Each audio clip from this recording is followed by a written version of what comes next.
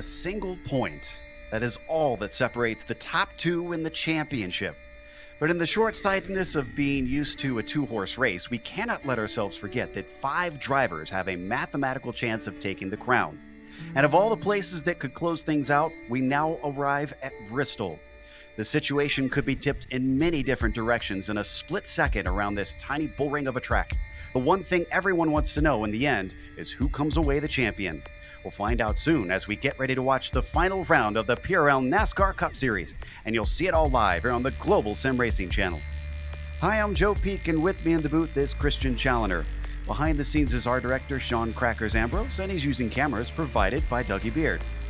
Christian, a half-miler notorious for races being turned upside down in an instant. This definitely sets up a wild finish for us. Yeah, Joe, this is, in my opinion, the half-mile track. It's one of the most exciting races I think we go to all year, especially being a night race as well. Really extreme banking here, 26 to 30 degrees, and tonight we got a 55-minute race or 165 laps. And now we'll take you over to the lap guide and show you what it's like to go around it.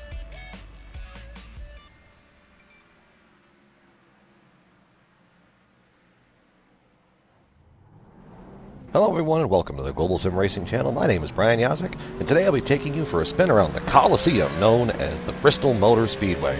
Quick laps, high banks, short tempers, that's the name of the game for Bristol. So, for your qualifying lap, you are going to try to find the bottom of the track relatively quickly.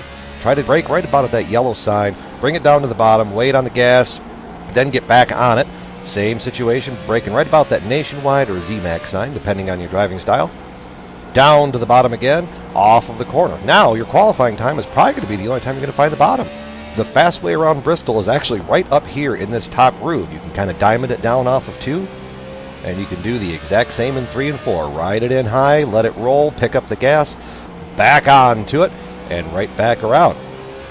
Bristol does allow for some interesting racing just because you're going to have a whole train of guys trying to run that top of the groove, and then maybe if it's a night race you might see the bottom try to pan out, but in all honesty it's not the quick way around in the race. The only time it's going to be quick is for your qualifying lap.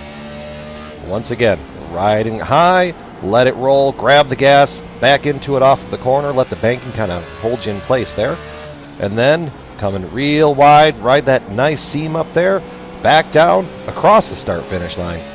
And this has been your guide around the Bristol Motor Speedway. My name is Brian Yazek. Thank you for watching.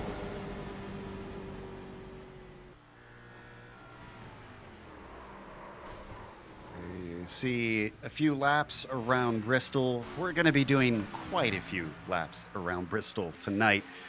But the PRL NASCAR Cup Series is brought to you by Star Title Company. Star Title Company LLC is a full-service title company handling closings for residential, commercial, construction, and refinances. Serving Houston and all major cities in Texas, you can find out more at northstartitletx.com. PRL NASCAR Cup is also sponsored by Established Traffic Control. Founded in 2005, Established Traffic Control is a leader in traffic control and traffic safety in the state of Pennsylvania through maintaining great relationships and providing exceptional customer service.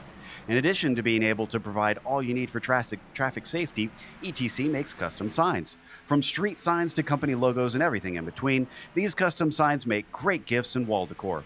You have a design? ETC can make it.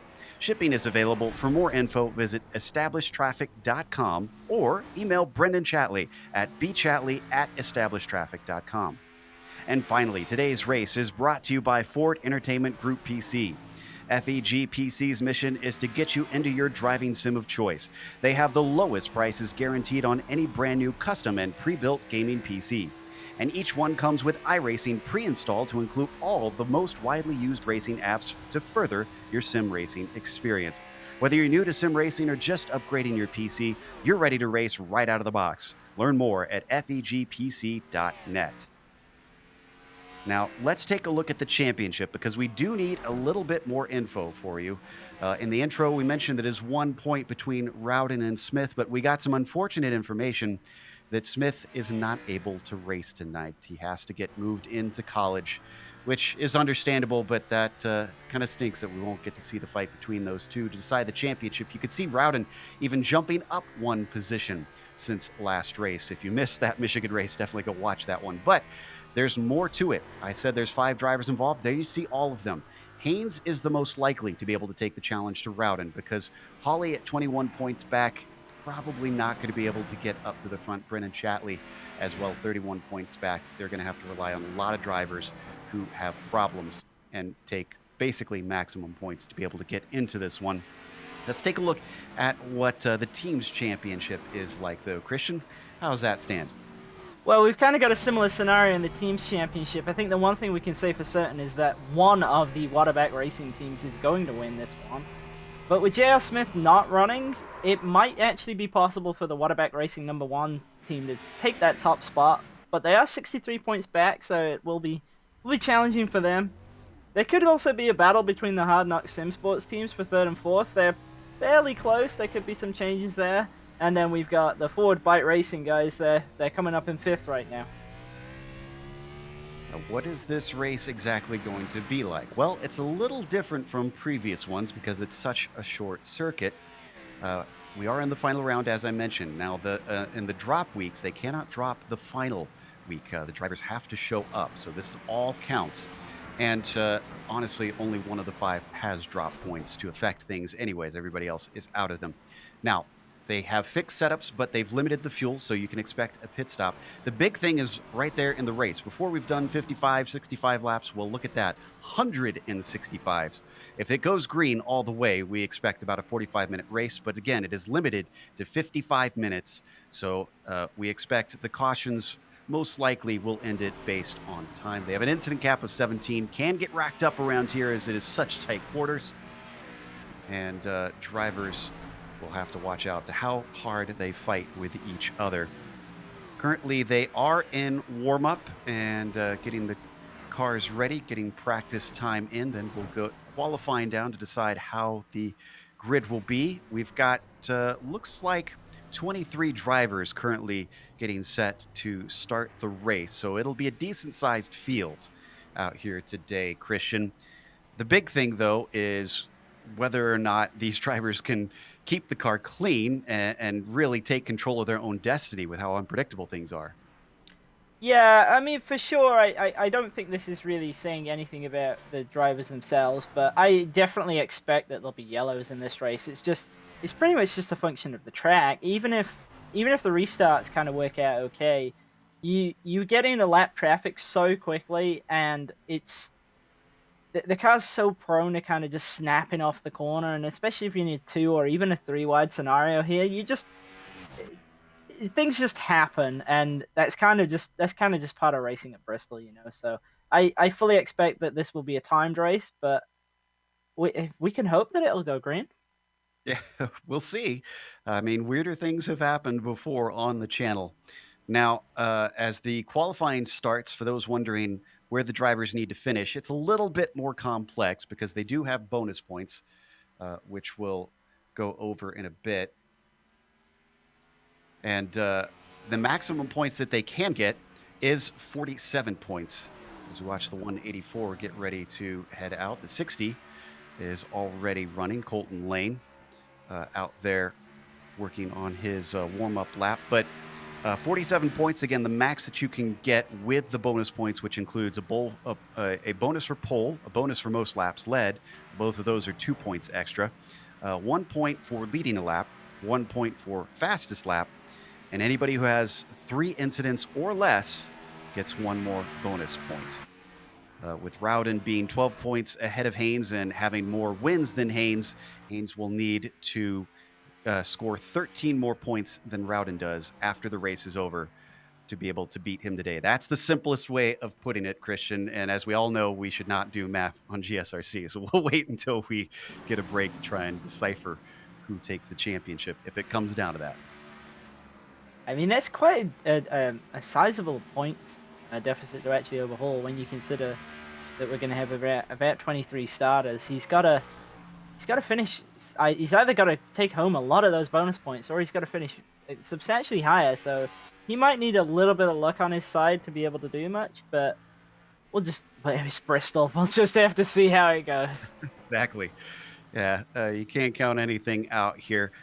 Right now, Colton Lane has the provisional pole, but Brandon Walter finds himself up into second in the 99 on his first timed lap. His second one around, not quicker, although it is barely slower. It's very close on him. Rob Haynes, who's trying to get himself into the mix, manages to put it in third. Where is trying to grab Rowden? himself those bonus points. Yeah, unfortunately, he's got to get 2 more positions up, though, and he's back down in the pit. So I think he only ran his 1 lap and decided he's not going to be able to go quicker on his second one. Rowden is now out there. He's on his warm-up lap. Oh, and he bends it, and he crosses the line. That's going to count as 1 lap at least. Does this put him at the back of the grid?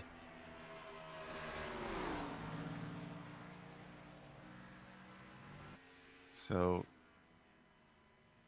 looks like Rob Thomas just completing his second lap. He goes faster at a 14.8. That puts him in 14th position. Rowden is taking it back out there for another go. There's that first lap counted. I think, are they going to allow him to run the second one? We'll find out in just a moment's time. Rowden crosses the line. They are going to allow him to count it as a 14.2, and that is pole. Wow. Talk about a recovery, Christian. that was just about dire there. Yeah, I think when he made that mistake, it was actually the start of his first time lap, so it kind of put a lot of pressure on him to get it done on that second attempt. But he did at least have that opportunity available to him, and it's definitely making it harder for everybody else because I don't think that time's going to get beat. I think he's got this. Yeah, we've got a minute 15, and we have a number of drivers who haven't qualified yet. But Josh Daniels is going to try his hand at it. We need Roberts, Dobbs, Dreckman, Holden, and Hickenbottom to get out there still. Try to put in a time. So as Daniels comes around on his first timed lap now through 1 and 2. Oh, he's very slow. What is he doing here? I'm wondering if he's just trying to put a time down to make sure that he doesn't have a backstretch pit stall here. Because now I might be maybe 1 or 2 stalls out on this, but I believe that there's 22 stalls on the front stretch, and then everybody behind that is on the back stretch. So with 23 cars, somebody has a really bad draw tonight because they will be the only backstretch pit stall. All right. Well, he did put a time in, and it was about 4 seconds off the pole. So, yeah, I think you're right. That sounds exactly what he is trying to do there because he immediately pulled away as soon as he put that time in. Nobody else able to get one in, so our grid is set. Let's go through our starting order for the final round of this season. Justin Rowden with the 2 bonus points to put it on pole. Now he has to outscore him by 15 points to get ahead. Bradley Hawley will be starting in second. Colton Lane is in third. Brandon Walter, 4th place on the grid, with Rob Haynes the inside of row 3, the main contender challenging Rowden for the championship. In 5th, Brennan Chatley, the outside of row 3 in P6. Colin Carroll starts in 7th today. Daniel Cervantes Moreno in 8th. Then it's Nick Ketchum starting P9. William Hartman rounds out the top 10 of the field. And we got Mike Caterino. He was involved in a pretty exciting race last time out at Michigan. He's rolling up in 11th. He's got Mike Richter alongside him in 12th. And then we got Mitchell Clark and Robert Bissell Jr. on the 7th row. And we got Charles Sumner actually starting 15th tonight with Rob Thomas 16th. And then Josh Daniels, we saw he was just trying to get himself a banker in there to make sure he didn't get that backstretch stall. And he comes up alongside our last timed qualifier, Anthony Job, in 18th. And then behind them, we've got Damaris Hickenbottom in 19th. David Dreckman, actually surprised to see him set a lap tonight in 20th. And then we got Eric Roberts in 21st. And Alan Dobbs, actually surprised non-qualifier in 22nd. And I believe our unlucky contestant for the evening is Craig Holden with that one and only backstretch stall in 23rd. Oh, boy. Craig not going to be happy tonight about that one, as they now line up behind the Mustang pace car. Again, 165 laps or 55 minutes, whichever comes first, is what is on tap for tonight to decide our champion. Been 10 rounds, the 10th being this one. A lot of fluctuation throughout the field as the season has gone on. Bradley Hawley, the only one to take 3 wins. Justin Rowden, our points leader, on 2 wins. And then everybody else who's won a race has only notched 1 on their belts. So it has certainly been close as the time has gone by. We'll get 2 laps with this being a half-mile track. Got at least the upside is that the pace laps are much shorter here than they were at Michigan, Christian. Yeah, that's very true. It's a quarter of the size and hopefully a quarter of the time when it comes to the pace laps. But it can still kind of get strung out, especially if you got a lot of lap cars on the yellows. But hopefully we won't see that tonight. I think for a championship decider, this is pretty much as good a track as it gets. It's 100% going to be exciting no matter what. Can't wait to see how this unfolds. They start pace lap number 2. The pace car are going to peel in out of turn 4. Justin Rowden will have control of the field. He's put himself in a good position to take it all away. He managed to just squeak into the points lead last round by 1 point over JR. Though it was a little bit less meaningful than we expected with JR not here tonight. That's got to be a psychological boost. Pace car is in. Green flag is out. Justin's on the loud pedal. He gets a good jump over Bradley Hawley, who slots into second place. Cars behind sorting themselves out. Colton Lane gets into third. Top 2 running a high and low line respectively. With that, Justin picks himself up another bonus point, so he's effectively got his lead out to 15 points over Haynes right now with his pole and a lap lad. Now they swap. Hawley goes up to the high side. Rowden goes down low. Interesting that they're switching around like that. There's a bit of action farther back in the back. Oh, and we got a wreck. That's Moreno.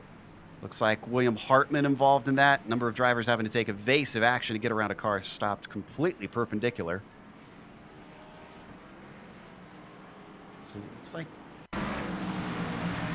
Hartman was the first to make contact with Cervantes, but Richter plows into him. He's the yellow, black, and red machine. And then from there, it was basically pinballs.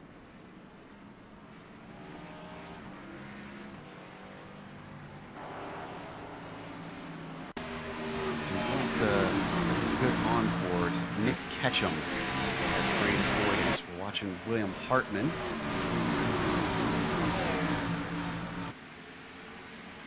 Looks like a little bit of Hartman coming off the corner and the 25 getting loose just came down into him. Here's Ketchum's perspective. I think he may have got touched in the back just slightly, but other than that, watch this. Easy accident happening, woes it up and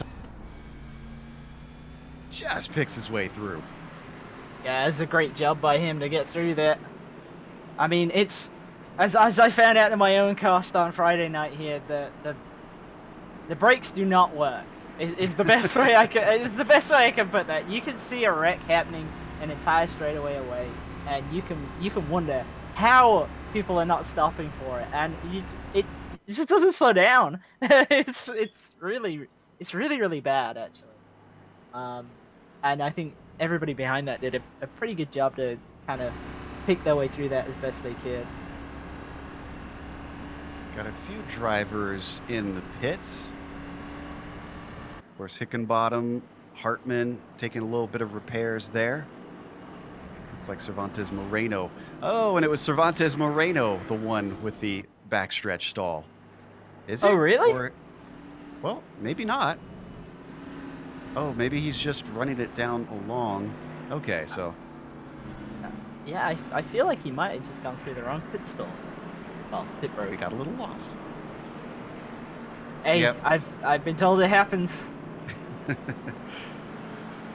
he's now on the front stretch to take some repairs, but the light's already off. Just like that, caution going to be over, and they're already out of turn 2. Justin Rowden electing to take the high side on the start. It's an interesting choice, but I can understand that. The top line is the place to be for maybe the first 10 to 15 laps of a run. So maybe he just wants to make sure he has that track position going in a 1. All right, pace car is off. Rowden was hanging back a lot. Or was Bradley Hawley our pole sitter on the start? I was gonna mention that actually. I think Rowden nearly. Oh, we got another car around on the back stretch. It's the 22. Stops. He's managed to get it back going. No yellow. I don't think he got too much damage out of that. He did touch the inside wall, but I think he's okay. And as that was happening, Rowden clattered the outside of 2 on the restart. He's able to keep going, and he's still in second place. Colton Lane running in third, and you've got Rob Haynes back there.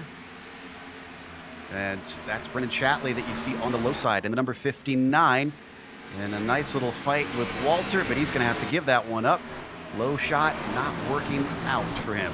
Oh, and a car sliding, catching control. That's Mike Caterino. Great job keeping hold of that. He was almost perpendicular to the track for a moment there, and he managed to hold on to it. Justin Rowden is really flirting with the outside wall. He has another bobble. Colton Lane is coming up on his inside. This is for second place. I think the number 60 might be able to pull this one away. He's on the low side, and that is not working for many cars to seal the deals thus far. Going around. Oh, and he gets loose. Just gathered it up. Wow, so many people getting loose so early on. This is a fixed set again, so I guess that set just does not like the low side. Yeah, it seems like it's just kind of in the middle of the corner when they're trying to get the power down. They're just kind of getting sideways, and then the drifts all the way off the corner. So we're watching Brandon Walter almost have a moment himself, but he settles out into P5 just behind Brendan Chatley, who recently was overtaken by him, but now he's got that right back. Significantly in the championship, Rob Haynes is now behind Justin Rowden, and Rowden is struggling. He is over a second and a half behind our leader, but he's going to have to do a lot more than this and hope for a worse result from Rowden if he wants to take the championship. Yeah, that's right. I mean, we've already got, I think, 3 cars effectively out of this race. We've got David Dreckman 4 laps down right now. Daniel Moreno is 9 laps down. Oh, we got a car around on the backstretch. It's Colton Lane. Oh. So Colton Lane's problems continue. He's trying not to cause a caution and get the car turned around. And he does it successfully, but in the process of his politeness, he's now down a lap. Let's watch the replay.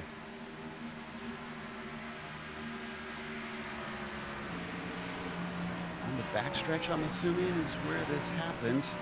Catches the wall, and that loosens the car up. There she spins around on the apron. Good job to kind of keep it out of that inside wall, but he has gone a lap down because of being nice, really. If he'd have just pulled up on the track, the yellow would have come out and it would have saved him. But respect to him for trying to keep the race going. As all this has been happening, Hawley is already in the process of getting ready to lap. Cars in the back. Alan Dobbs is going to be the first in the number 22. I have to imagine, at least on the roadside with my experience, lapping cars is something of a skill to be learned. Is it the same thing here with these short ovals with stock cars?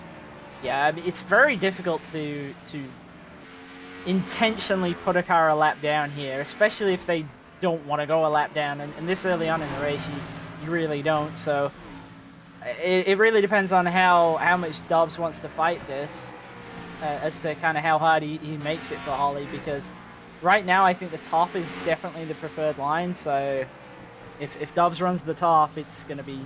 Well, he's already let him by. He took the low line and just let him through pretty easily. Let's go back to 6th place, where we've got a battle between Carroll and Brandon Walter. This is for P5. Also, might as well be for 4th, because that's Chatley just in front of them that you get glances of in the number 59.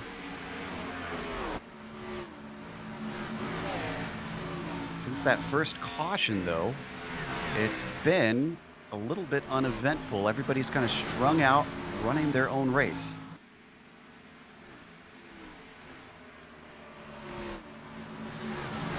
Walter struggling a little bit on corner exit. Oh, and there goes Carroll as well. Car's getting real loosey-goosey out here. Yeah, it looks like whenever anybody tries to kind of cut to the bottom to get a run, it just snaps on them. It looks really evil, actually. Well, that separates those drivers. So if we jump a little farther back to Mitchell Clark and Anthony Job, this is for 8th position. The number 91 of Job in the blue and white. He's currently trying to hold off the number 42. Already 30 laps into this race. Clark, as we ride on board from his perspective, really get an idea of how frantic it is trying to steer the car around here. I think we're just kind of looking at how hard it is to drive the car on the bottom. The top line is definitely the place to be. Oh, we've got a car around on the front stretches. Rob Thomas. Oh, and almost gets hit by Alan Dobbs, who thankfully manages to avoid him. He did, but he didn't avoid the outside wall. Dobbs with fact, heavy front damage right there. Yeah, he really sacrificed himself on that one, unfortunately. This is Thomas's incident. This is what started all of this. Another car on the exit of the turn. The rear wants to swap ends. And the exact same thing happened with the 22. He was almost headed to the same spot. I'm not sure if he was intentionally trying to keep from running into him, but we're going to watch from on board. Yep, exact same thing. Just loose off the corner, and unfortunately for Dobbs, his car was going to end up in exactly the same place. He had to do something to try and avoid him. And, well, I think he's ended his own night there. Yeah, he blew that engine. It is smoking badly. They do not have a spare car in this series. We do have pit stops, though. Fascinatingly, our leader does not come in. Oh, no, that's not our leader. Excuse me, that's Rob Thomas. He's a lap down.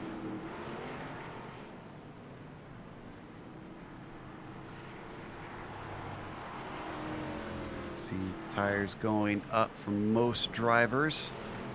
Rob Haynes going to take them. Brennan Shatley strolling on out. Craig Holden missed his pit stall or something because he never stopped in his stall, according to my timing and scoring. I believe he's our backstretch stall, so he might be going all the way around. I'm just watching him. Didn't realize he was on the backstretch. Yeah, yep. Yeah, I think so. Oh no! Just to make matters worse. There he is, pulling into his stall right now. He's the lone backstretch pit stall car. Well, at least it's easy to find it. As long as you go down the right pit road, yeah. And did I just see the 22 back out there? How did he get his engine repaired so quickly? He cannot be up to pace. No, but he is definitely out there. He's going very, very slowly on the bottom of the track right now, but he does appear to... He's still under his own power, at least. All right, so let's run down exactly how this shapes things. Bradley Hawley is still your leader, Rowden second. Walter is now third. Where did Haynes go? Haynes came in and pitted, and he is in 8th now. They pit on different laps. That is interesting. Well, with this track, there's sometimes a little bit of confusion with how quickly the pace car comes out and how quickly pit road opens. And sometimes the pit road can open a lap earlier than you might expect, and that can kind of catch people out. And if you don't realize that, you accidentally do another lap, and then you fall behind all the guys who did pit. So we'd have to check if that's what happened to him, but that's my suspicion right now, is that he pitted the second time by, not intentionally, just so that's how it worked out. Well, the pace car's already in, and it is Bradley Hawley leading the way. Green flag is out. This helps out Justin Rowden with his main championship rival set back in the pack. He runs the high line through 1 and 2. Low line, Bradley Hawley. Hawley's going to stay ahead already single file for the top 5. They're still sorting themselves out farther back. Hickenbottom in the 09, fighting for 6th position. I think he's going to get that. Just behind him, the 43 of Besaw loses out with 67 of Hartman. Down low, he now moves up high. See Haynes actually trying to work the bottom and make a pass on the 43. I think he has been able to complete it. And it looks like Chatley's going to try and follow him through as well. The 43 is dropping like a rock.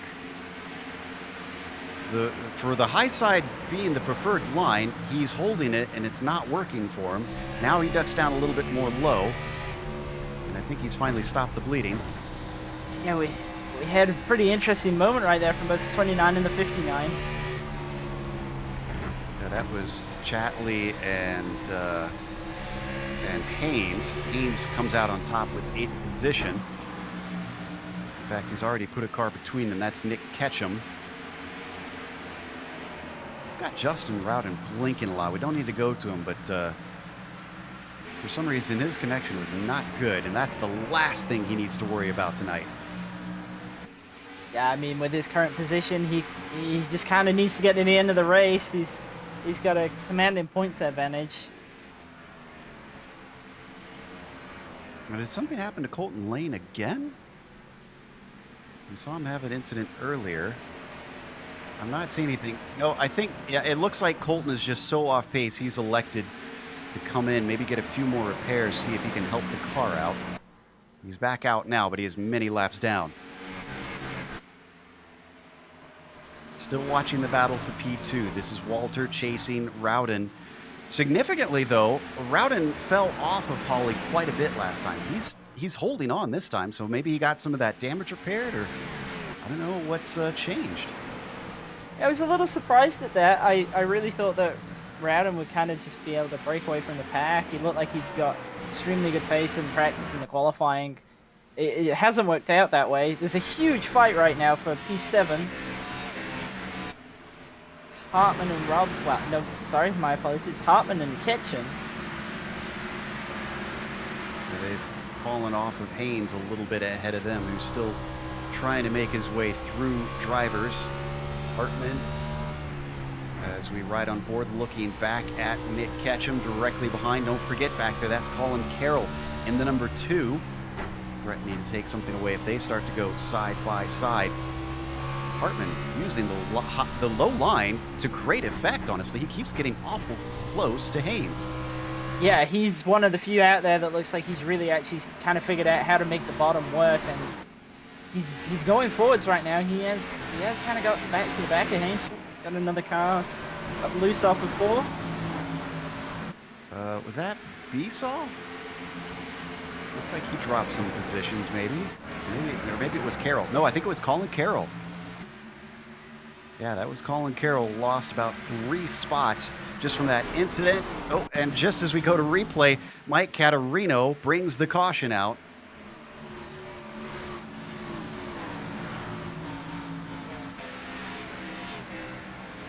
Let's see what happened. That was a great catch by Carroll. And then we switch over to the number 14. Very similar incident, except he couldn't catch it.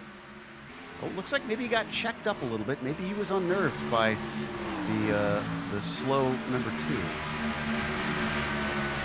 Like he went to the bottom to try and pull off the pass and just got loose on the exit there. Let's watch the hands here from on board. This will give us a little bit more information. You can see the checkup. Decides, all right, I can get a spot if I go low. Realizes too late. It's a little loose. Around she goes. Seeing a lot of people doing that tonight. Really does look like it is a handful to manage. We have drivers in the pits now. Coming out, Bradley Hawley going to lead them away. Justin Rowden will be back in second and Walter in third. So no change for the top 3. And I don't see any takers on 2 tires through the pit stops. Is that possible for anybody, or is that a nightmare for the handling of the car? I mean, tires matter a lot around here, and that was a reasonably long run. I don't think anybody's going to chance 2 tires right now. We've only got 16 currently on the lead lap. There's not really that much track position to be gained, especially if you're running inside the top 10. So I fully expect we'll see 4 pretty much up until maybe 25 to go, and then we might see a couple of guys further back in the pack start trying to take 2. Good news is, in spite of the cautions, this has been going by relatively quickly. 53 laps into the race. It's going to be 54 in just a moment. And I think the lights should go off this time by on the pace car. Looks like Colton Lane's going to get his lap back. Dreckman as well. They're both ahead of our leader. Oh, lights are still on. Whilst all that action was actually happening, the 67 of Hartman had actually made a move and got past Rob Haynes. He's lost that spot again to him in the pit lane, but it looked like Haynes had a slight bobble, and Hartman was able to kind of take advantage and move ahead of him. Hartman really looks one of the fastest cars out there right now. And in contrast, the 29 of Rob Haynes, he held on to Rowden early. He was up to 3rd, and then now he's not been able to work his way back through the pack. I'm not sure that Rob looks like he's got the pace to really take the fight to Justin at this point, at least with how things have been playing out. There's still a lot of racing yet to go, but unless he's saving his stuff, he's certainly not putting himself in a position to be able to be champion tonight. The lights are now off, and Bradley Hawley will take us back to green flag racing on lap 56 out of 165. The race should end a little past 5 after the hour. With us now 29 past the previous hour. Green flag is out. Bradley Hawley is off and away.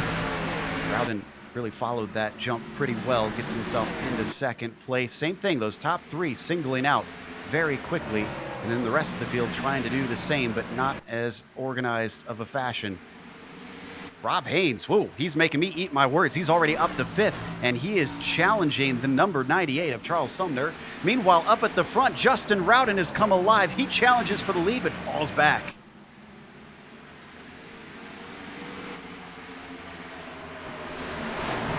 Caution changes everything.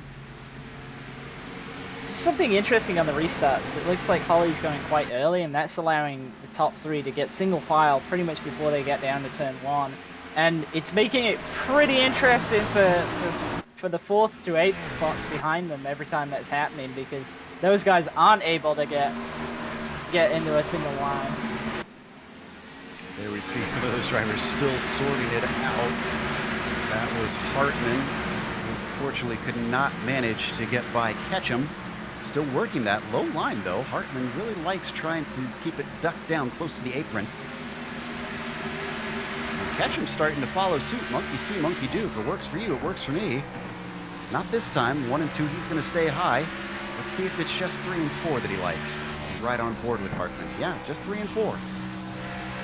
Yeah, Hartman looks like he's really kind of got that line figured out.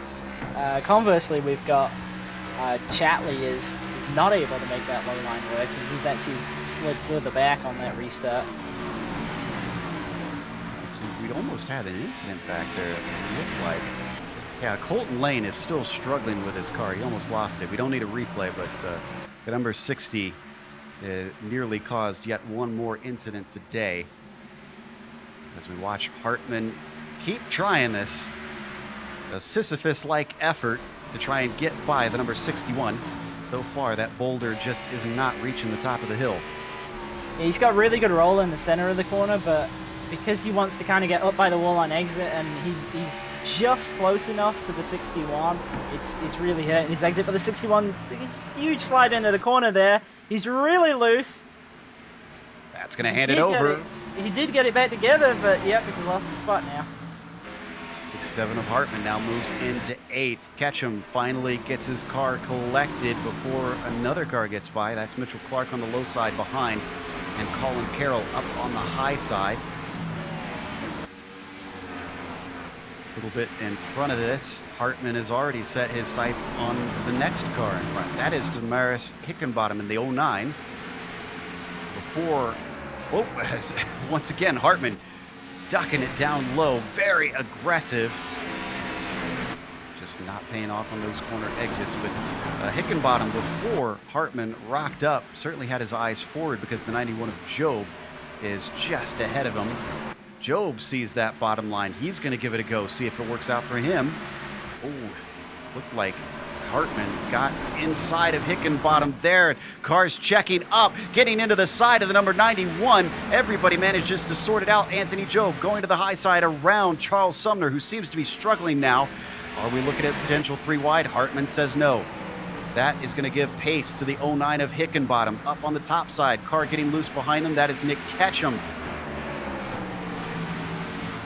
It really looks like Sumner's kind of struggling out here. He's either taking it easy or he's just not really able to get comfortable with the car, and that's checking up everybody behind him, and they're all trying to kind of find a way by. It looks like they're gonna have to pass him on the top, but Hartman goes back to the bottom and he's level with him. He's gonna clear him in a 1 here, I think.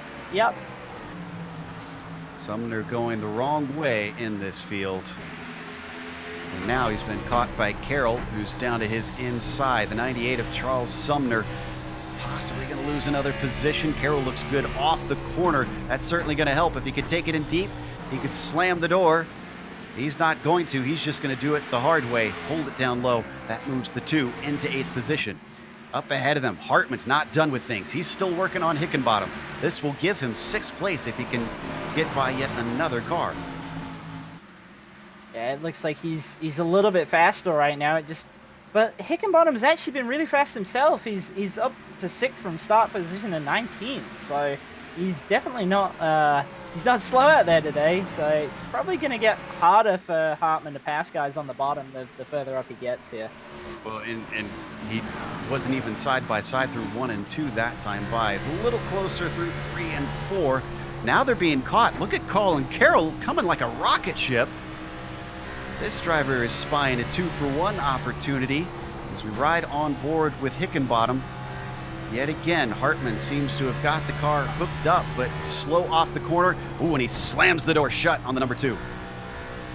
Yeah, I think Hartman saw that he wasn't really making much ground on Hickenbottom there, and so you got to cover off the top to make sure that you don't lose another spot to Carroll. Is running the bottom that much going to wear out his tires quicker, though, since he's maybe putting a little bit more into it? Well, you see, the interesting thing with that is that it's actually the opposite as he clears Hickenbottom on the bottom there. Wow. He was really far back on entry, but it looked like he just rolled the center so much better, and now Hickenbottom's really good. Oh, we got a car around behind him. That's Clark. Mitchell Clark down on the apron. That was all on his lonesome, sliding off of turn 2. We're going to watch the replay. Everybody behind did a great job staying high and keeping away from running into the side of him. Goes out of 4, now into 1 and 2. Not sure that he actually touched the inside wall, though. I think he got stopped in time.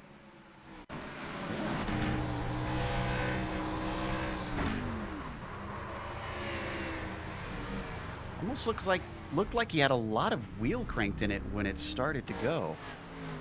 Yeah, it almost looked like he was tight, and then kind of as the banking rolled off, it just went around on him. But it did look like he just avoided the inside wall. Meanwhile, pit stops already taken place. Mitchell Clark stays out.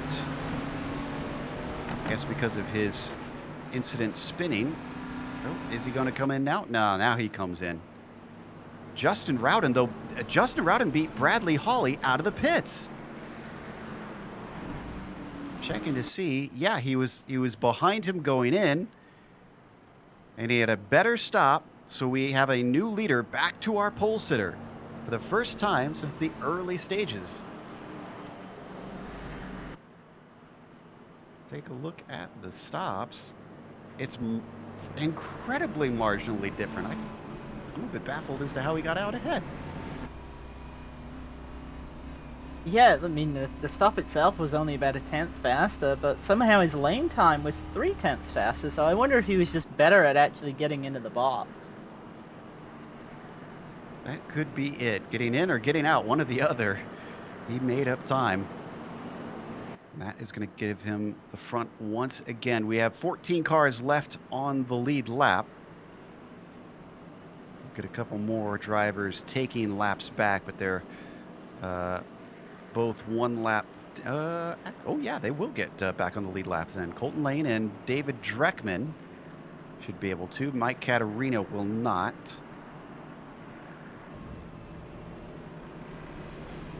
No, 83 laps in. I think they'll actually still be one down. I just believe they're scored currently as one down because they haven't been waived yet. That But makes Colton more sense Lane now. has been staying out on every single yellow that we've had since he had his issues and dropped back. He was at one point as many as 3 down, so he will be 1 down and he'll be fighting Caterino for the lucky dog spot. At some point, he will have to come in and pit. Though, based on what we've seen from the pit stops, it seems like a lot of drivers are using the opportunity to come in just about any caution we get. Yeah, I mean, if you're on the lead lap, there's really no reason not to. Double file once again. We've got, looks like, about 20 minutes left on the clock. So, coming out of turns 3 and 4 now. The Mustang pace car peels into pit lane. And for the first time, the restart will have Justin Rowden leading the way. He gets a good jump. Bradley Hawley in second. This time, third is in dispute. Rob Haynes around the high side. Brandon Walter down low. Walter still having to keep him at bay. And he's going to do it. That moves him into third. Fourth for Haynes. Anthony Jobe fighting with William Hartman, the charging William Hartman, then at number 67. Keep your eyes on that tan-colored car. Immediately down to the bottom, he ran the top, and I thought he actually had position right there, but he just decided, nope, I'm going straight back to the bottom. We're right on board with Jobe looking back. Oh, and once again, Colin Carroll is in the mix. He nearly had a go at the 67, but he ran out of straightaway. Boy, the 2 is just launching off of these corners amazingly well. Yeah, I think Hartman has to be careful here. I know he likes running the bottom, but if the guy behind you is going to run the top, and the top is definitely the preferred line for the first 15 laps of the run, and he's got to be really careful he doesn't get trapped on the bottom here, because even with him being as good as he is, you can't fight off cars coming by you at the top. Fending the high line on the way in and then ducks the car down low. That's denying Colin Carroll the opportunity to try to take that high side through the corner. Watch from on board. Sparks flying into our camera from off of the 67. Let's stay with this, but interesting update. Rowden is sort of reversing roles on Hawley. He's pulling away from Bradley, whereas at the start of the race, it was Bradley who was gapping Justin. Yeah, I was interested to see how this would play out as to if Hawley was going to be able to get up to him and clear him, but it doesn't look like that's the case. It looks like Rowden is actually pulling away at maybe about a half a tenth a lap on Hawley right now. Taking a look at our leader, both race leader and points leader, Justin Rowden. He's led laps. Can he lead the most laps is the big question as well. I think he still should be able to maybe try that with Hawley. About 80 laps. Actually, maybe not. Maybe Hawley has led the most laps by now. If he has more than half, then nobody can overtake him. Boy, 21 has been getting very, very close to the outside wall. Yeah, I mean, when it comes to Bristol and the top lane, it's pretty much if you're gonna run the top of the racetrack, you run as high as you dare, and actually it's probably one of the few tracks where just scuffing the outside wall doesn't really hurt you. So it's pretty much accepted that if you run the top here that you're gonna hit the wall. Sorry, something happened to Walter. A third place runner loses out. I think he got loose in 3 and 4, and that gives Rob Haynes the podium spot. Stay with us for a little bit because Walter's still fighting for spots. Not sure that we'll be able to get the replay in as all this action is happening. Anthony Joe looking to peel that one away. He looks to move into 4th. He's got a nose ahead, and he's on the high line. He looks really loose on exit, though. Yeah, I'm really expecting Joe to have the advantage on corner exit, but he looks like he's struggling so much to get the power down. Might clear him here off of 4. Yep, like just a done about. deal.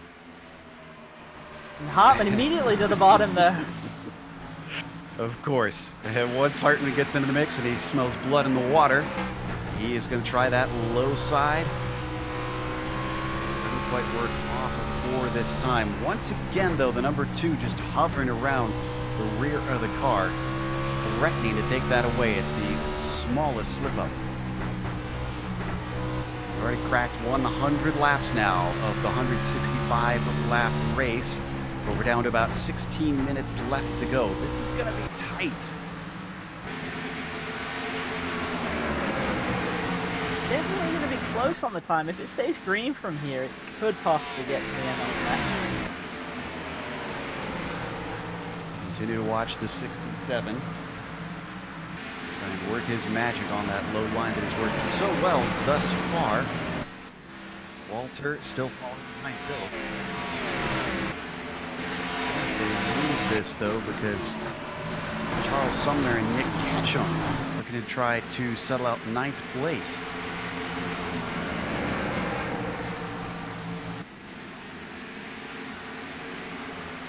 You see him being chased.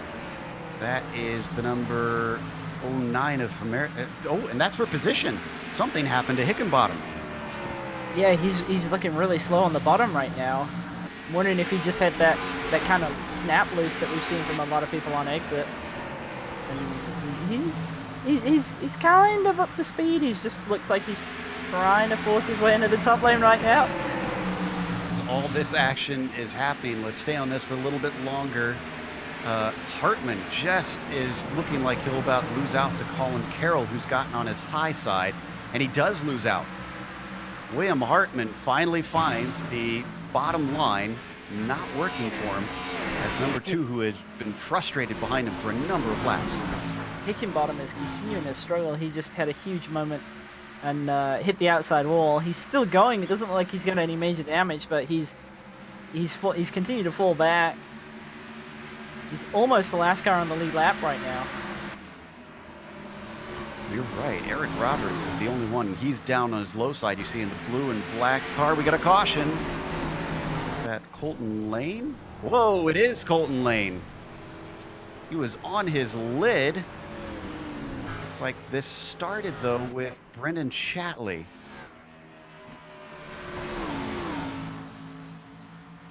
Shatley in the 59. There you see him. Gonna get loose, winds up in the middle of the track. We talked about how hard it is to slow the car up. Oh, and Lane gets sandwiched. That was Rob Thomas who gets into the back of him and makes it a much worse incident than it could have been.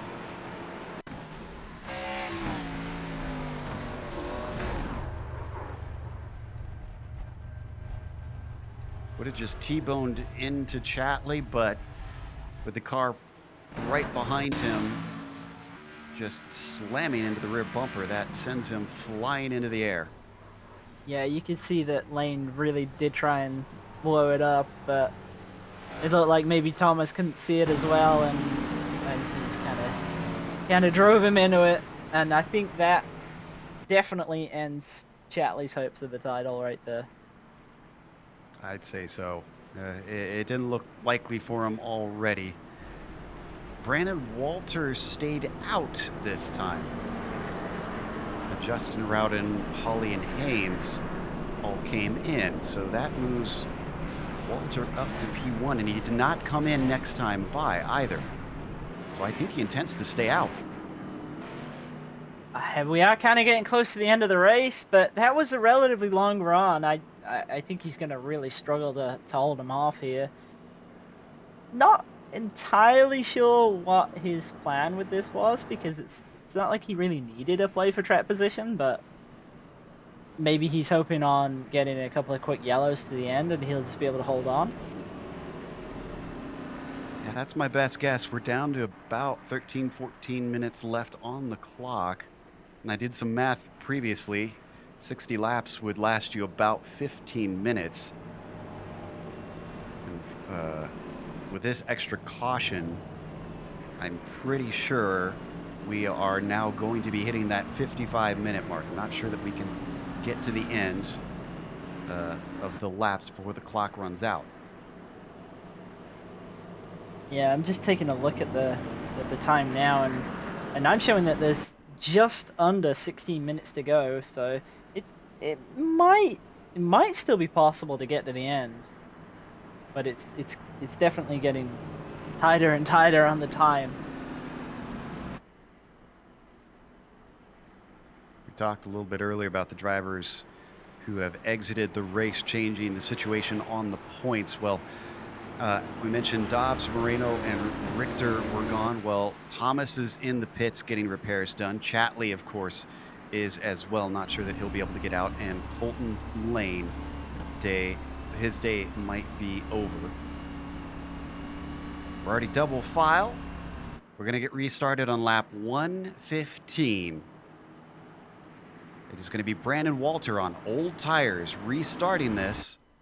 Can he hold off the drivers behind? Let's find out. Pace car is in. Green flag is out. Brandon Walter not too hot off the line. Yeah, very slow getting away. But he has retained the lead coming down to the backstretch. Battle for second behind him. That is Hawley on the low side in the white car. Rowden in the green and black. And Rowden chops down low very quickly, managing to take second away, and in the process actually got beside Brandon Walter. He's now challenging for the lead. I think Rowden's play right there was that he expects Walter to be slow and that he'll just be able to pass him on no matter what lane he chooses, but it doesn't seem to work out that way. Holly's got much better drive on the top side now and is actually slightly pulling ahead of Rowden going in the long. Well, credit to Walter. He's still holding the lead, and this loses second position for Rowden. He falls down to third as Bradley Hawley slots in behind. A huge moment for Carroll there, but he has managed to gather it up, although he does look like he's going to lose the spot to Joe. Up on the high side in the 91. Almost comes down into the side of the two and then almost drifts into the wall, but manages to keep it out. Still side by side for the fifth position. And now it settles out with the two taking victory and taking that fifth place away. No, it doesn't. 91 ducks back down low to try and take it back. Now he gets in behind him. And then behind them, we've got Hartman is still trying to run the bottom. This time he's trying to get past Ketchum. Doesn't look like it's working out too well for him at the start of these runs with this with this plan of running the bottom, but I admire his determination to make it work. It's always cool to see people trying to get the bottom lane working at Bristol. Tell you what, the top 5, top 4 are still incredibly close. It is still Walter up front, and nothing's changed. It's Hawley, Rowden, Haynes behind them, but they're stacking up. I'm starting to think the 99 is the cork in the bottle. Oh, I believe he definitely is, but I've got to be honest, he's holding on those old tires much better than I expected. I'm going to have to pocket that one. I might need to use that on Tuesday. Christian always with his eyes on the prize, but down low, trying to see if he can get back the championship lead is Rob Haynes. Justin Rowden not going to let him go by. All he has to do is keep him behind him, and he has this one locked up. As things stand, Rowden is still your champion. I think with how many cars that have had trouble tonight, it's going to be very difficult to beat Rowden, as we've got the 42, another huge moment, but he's managed to gather it up. Yeah, that's Mitchell Clark down in 12th. Make that 13th because he loses yet another spot to Charles Sumner. Already he's under attack from Caterino, and I think Caterino is going to put him down. Ooh, little contact there. Beckman sees all the action happening, and he wants a piece of that. Whoa! Caterino goes around, and he's up into the traffic, bringing out the caution flag. He doesn't hit the wall, though. And I'd say this is exactly what Walter needed. They've got enough laps on the tires now. Although everybody watching what he did, maybe they'll stay out. Well, that's kind of what I was thinking. Does everybody now pit? Or does everybody now stay out, having seen that Walter wasn't near as slow as everybody was expecting him to be on those old tires? Looks like everybody's coming down. Yep, everyone in the top 5 has pit. I believe on the replay that we saw, that was the 09 squeaking through. Yeah, that was Hickenbottom. But all the drivers now hoping this will be the last stop of the race. We've only got 35 laps to go. I think with everybody seeing how well Walter was able to hold on to his old tires on that last restart, I don't think we're going to see... Rowden got out first with that first stall, and those cones right there in front of him. Everything completely reversed. Rowden is now in the lead. Hawley is in second, and Walter in third again. That brilliant move all went away with the pit stops. Yeah, see, that must kind of be a function of where the cone is, because I was pretty sure that Rowden was behind there, but then he obviously repassed once they got on track. So I guess that pole sitting pit box, even if you kind of don't get out of the box so fast, as long as you just nose across the line, you're going to get the position. So there is definite advantages to being on the pole. And not only the bonus points, but clearly strategy-wise, Rowden sitting pretty. I'm surprised he didn't beat Bradley Hawley out more often then. Right. Yeah, that's a good point, actually.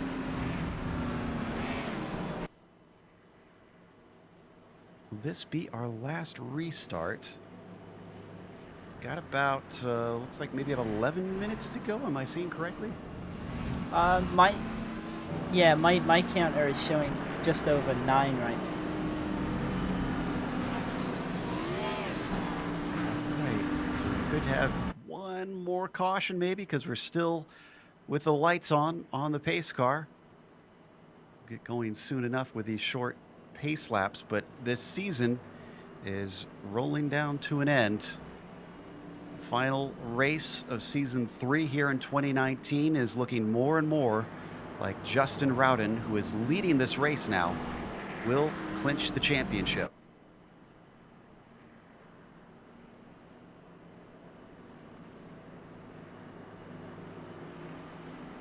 It's kind of getting to that point, isn't it? I mean, there's not really enough laps left for anything major to happen in terms of position-wise, unless he gets really unlucky. But I mean, he's gonna have control of the restart. I don't really see how he's really gonna lose it here. But I don't want to curse him like that.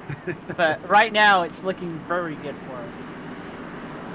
We're gonna get ready for the restart as the 21 has control of the field. Mustang pace car into pit lane. Another good exit. Another good restart as he is already ahead of Bradley Hawley. Battle for third place between Rob Haynes and Brandon Walter once again. Oh, Haynes very loose off of turn 2. He keeps it together, running that high side, and I think he's got it. Yeah, I think Haynes has made... Oh, we got a bit of a moment behind. It looked like it was Hartman. He's really dropping back. Yeah, that was Hartman indeed. He falls all the way to 13th in the 67. Let's look at how that happened, because he was charging so hard. That has got to be disappointing this late in the race to lose all that progress. He's in the middle of the pack. Down on the bottom. Did he touch the wall there? Yeah. Yeah, pretty big contact with the wall right there. Oh man, just overcorrected. So again, that puts him down in P13 with a lot of cars in front. But our leader is still Justin Rowden. Although Bradley Hawley ducks it down to the inside. I'm not sure if he's going to be able to get it off the corner, though. Momentum. Oh, car gets loose. The 184 trying desperately to pull this one away from the 21. He might not take the championship, but he could take the victory. Certainly not with a run like that as he falls way back. Now it's Haynes to his inside.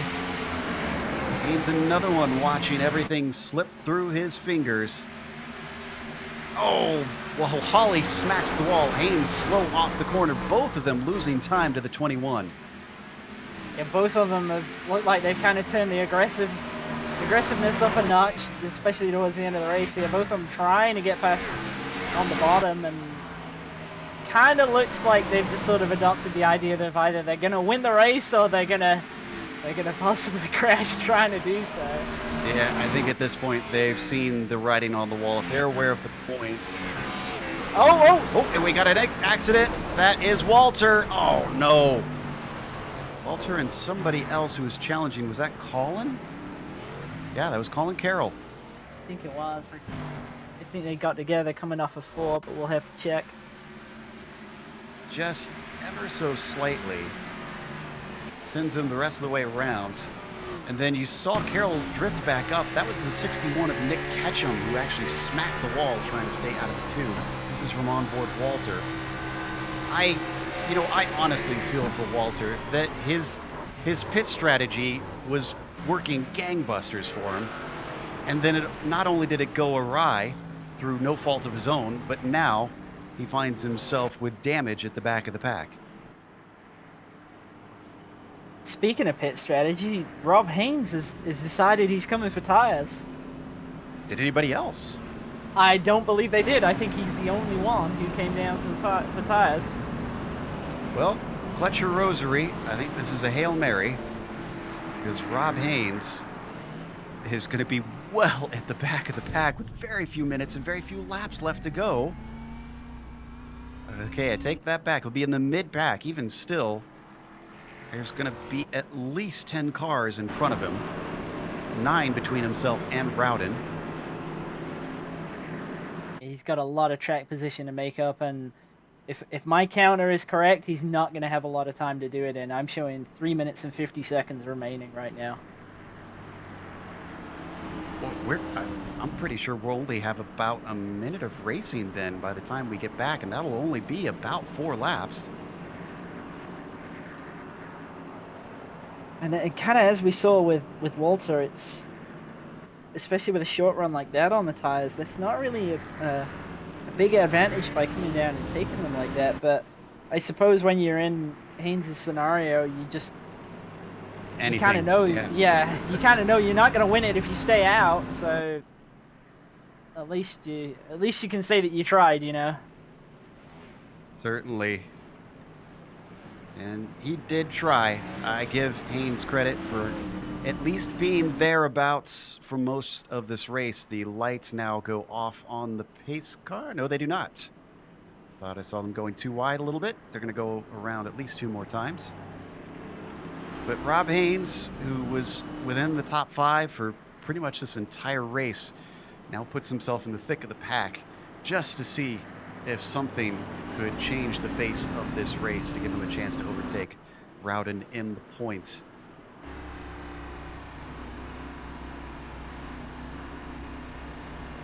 What about our other 5 that were involved in this one? Smith, we know, didn't start the race.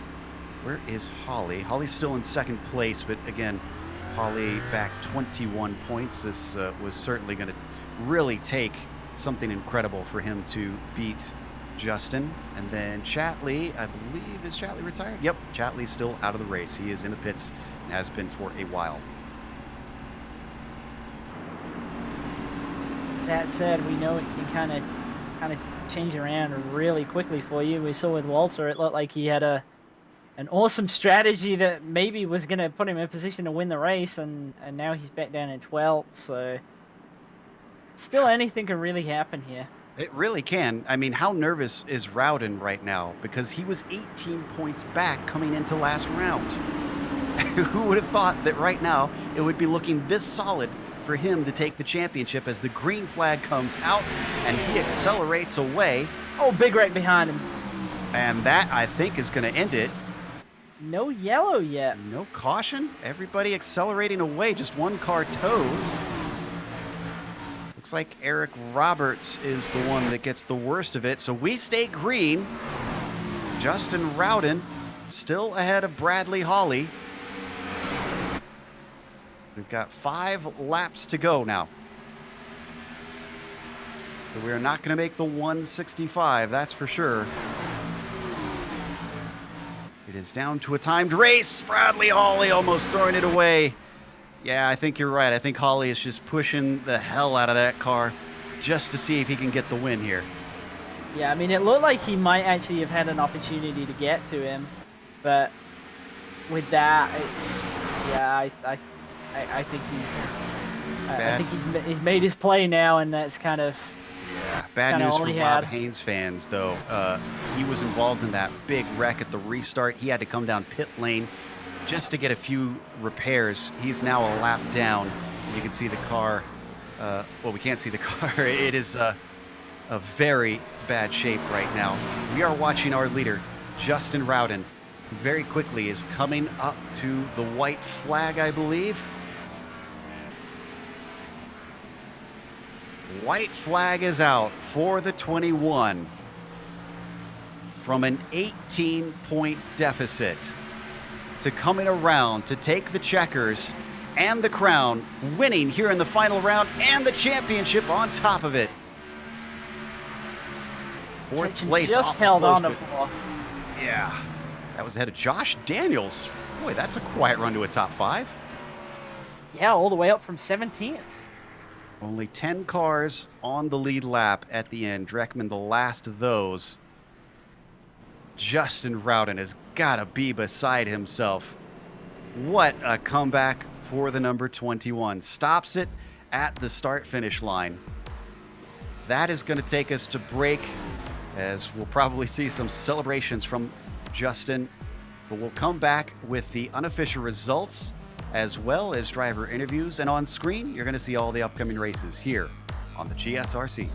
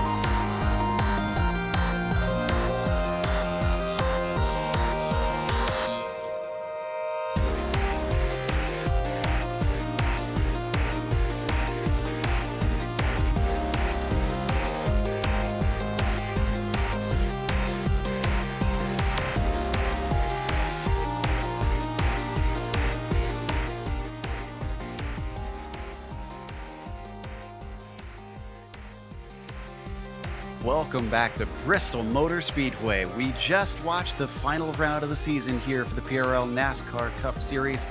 This was a good one to watch, not just the season, but the race today. Excitement and the lead swapping back and forth, but in the end, nobody could stop our champion, Justin Rowden, taking it in magnificent fashion. Behind him, Bradley Hawley takes second place with Colin Carroll getting a third. It was Nick Ketchum behind him in fourth, just ahead of Josh Daniels, who had problems early on, started in 17th and still came back to fifth. Mitchell Clark with a sixth place for him, and Damaris Hickenbottom managing seventh, despite also running into issues throughout the race. Brendan Walter finishes eighth himself, with Mike Caterino coming home in ninth, and David Dreckman rounding out your top 10. And the first car off the lead lap was Robert Bisor, the 43. We saw him kind of struggling earlier in the race, but had a quiet run. Came home 11th. First car off the lead lap, but not really too bad that, really, considering his struggles early on. Rob Haynes, title contender. Kind of made a play for it at the end, but just didn't work out for him. Comes home 12th. Then we had Craig Holden, our lone backstretch pitter. 5 laps down, but still respectable finish with 13th. And then we got Charles Sumner, 6 laps down and 14th. Eric Roberts, 7 laps down, but still running at the end with 15th. And then my personal favorite for the race, the one man who was really making the bottom work, William Hartman, unfortunately comes home 12 down in 16th place. And then Colton Lane, he had a pretty horrible night. Came home 17th. And then Anthony Job and Brandon Chatley, 18th and 19th. Rob Thomas, 60 laps down in 20th. And Alan Dobbs, 21st, and really it was out of the race early in one of those big wrecks. And same with Moreno in 22nd, 118 down. And we had Mike Richter, our first yellow, finishing 153 laps down in 23rd. Yeah, didn't get very far into this race, but certainly our leader got far into this race, clinched victory, not only here at the great last Coliseum, but in the championship. Justin, we aren't very good at math sometimes, but I think we can figure this one out. By our calculations, congratulations, you are the champion. Thank you. It's an honor. Pretty cool to run with these guys all season and come out on top. Talk to us a little bit about what it feels like coming to the checkered flag, knowing you had that 18-point deficit coming into 2 rounds to go, and suddenly you're winning by a large margin in the final race. I mean, what is going through your head? I knew I had a lot of ground to make up, and I knew that I had to be pretty much perfect to do it. Going into every race, my focus was kind of get the pole, get the bonus points for the pole, run the fastest lap, just all the bonus points, everything I could accrue. And I figured if I could do all that, I could still be in control of my own destiny. And unfortunately, as I tried to do that, I choked several times along the way and started in the back and didn't lead a lot of laps. And I really thought coming down to these last 2 races, I wasn't going to have a shot.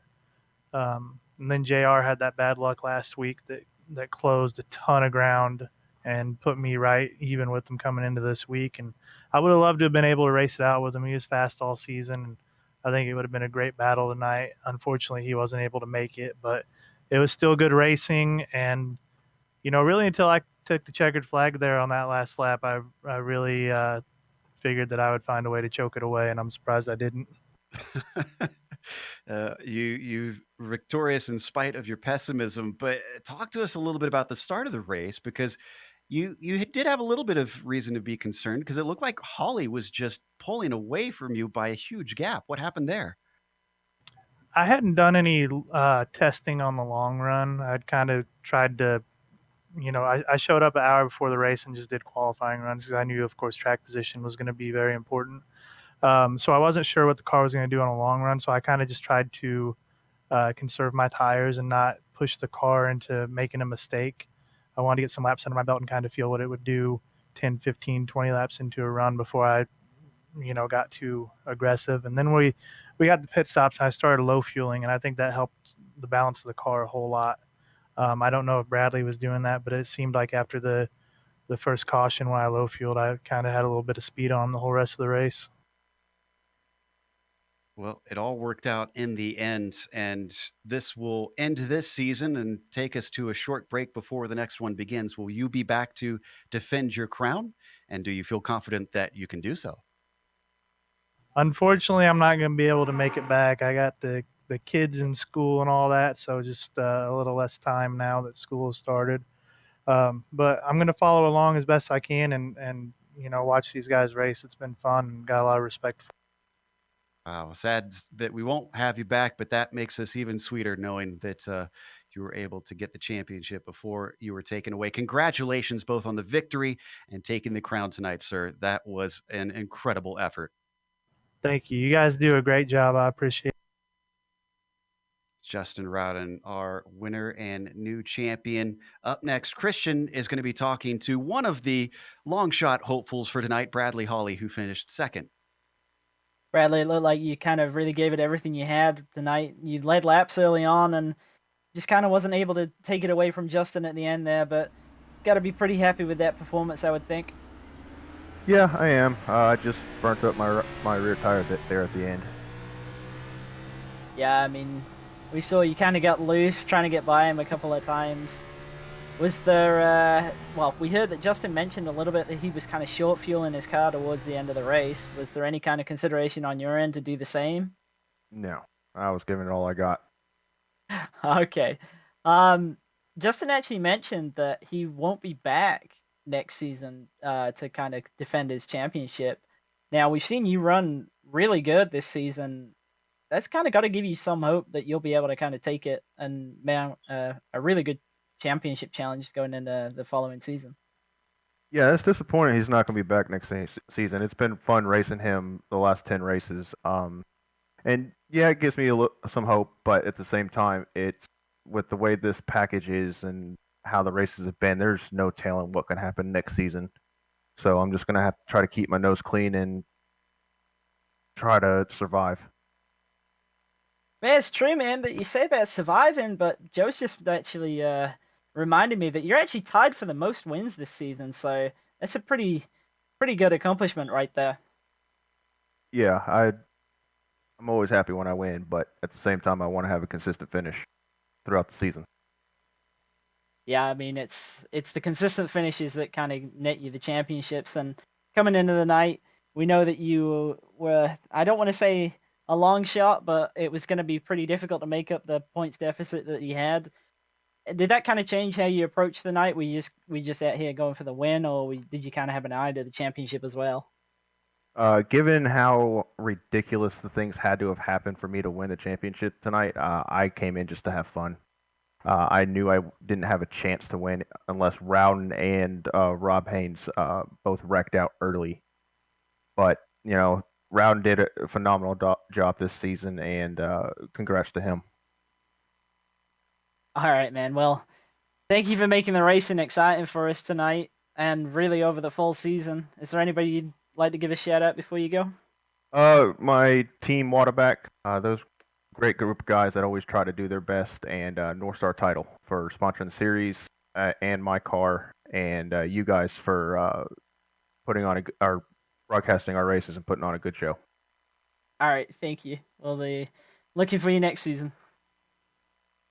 That was second place finisher Bradley Hawley. Up next, we've got third place finisher Colin Carroll, who we saw a number of times have a monster fight on his hands. Colin, you managed a podium finish in the end, but it certainly looked like for much of the race, you and William Hartman had a little bit of a thing going there. Yeah, it was an interesting race for sure. Definitely was fast, but it was hard to pass, and you had to be really really aggressive. And I know that William Hartman is one of the most aggressive and fastest guys out there. So to be running alongside him that many times and that many laps was a lot of fun, and got to kind of follow him up through the field. And I mean, I think we were more lucky than good tonight, but sometimes what you need for a podium, you know. Exactly. Speaking of lucky and good, we saw a lot of drivers struggle out of turns 2 and 4. What was it like inside? Was it just when you tried to cut down and late apex it, or was there any certain conditions that kept causing drivers to start to lose the rear? Yeah, absolutely. It definitely was just getting back to the throttle, and when you did, and where the wheel was positioned, whether or not you were kind of turning hard to make the corner or not. And if you were turning hard and getting on the gas hard, the back end would just snap. And once it's loose, it's very hard to recover. And I think that's where we saw a lot of those spins tonight. While Holly and Rowden were ones that had a chance at the championship, you were not. So obviously being a little bit far down. Looking at next season, do you see yourself have any specific goals, or do you mostly just come out here and say, I'll do the best I can each week? Being the first year that Hard Knock Sim Sports, the team I'm a part of, has existed, we didn't really have high expectations this year, but I think we performed well as a team and got a lot of top threes, top fives, top tens. And I think next season we're looking to get wins and obviously aim for a championship, whether it's team or drivers. So I think we're going to raise the bar and hopefully break it. All right, good man. I like that. Aiming high and having a positive attitude. That's Colin Carroll. Congratulations on a podium tonight. We look forward to seeing you next season. Third place finisher for him. And that's going to close out our coverage of the season and tonight's coverage of this race at Bristol. But we need to thank our sponsors before we go. Again, a huge thank you to North Star Title. If you want to check them out to see if they can do anything for you, you can find them at northstartitletx.com. Also, of course, a big thank you to Established Traffic Control. If you'd like a sign from them or see if maybe you could get a sign made for something that's within your budget, you can check them out at establishedtraffic.com. And the sponsor for this race and a number of races this season is Ford Entertainment Group PC. If you're a sim racer, and since you're watching this, I'm guessing you have at least some relation to sim racing, they could possibly help you out with a very nice setup. You can see if they could get you hooked up at fegpc.net. Also, a thanks goes out to the companies that provide the software and the hardware for our broadcast listed here on your screen. Additional thanks go to June Lalonde, who provides our wonderful music. See the screen for how to get a hold of more of her great work. Thanks to the team today, Christian, Sean, and Dougie. If you'd like to find out more about GSRC, including upcoming races, you can find it at globalsimracingchannel.com. You can also check out our social media. Our Twitter is at GSR Channel, Facebook, Global Sim Racing Channel, and Instagram, GSRC_Graham. Don't forget, head on over to our YouTube page and hit that big red subscribe button so that you don't miss a moment here on the GSRC. And next race, though we don't have the schedule yet, we do know the date. Come back on September 22nd. That'll be a Sunday at 8:50 p.m. Eastern. We'll be back for round one. We have upcoming races for other series listed on the screen, so check those out and mark them down on your calendar. Until next time, race clean, race hard. See you on the track.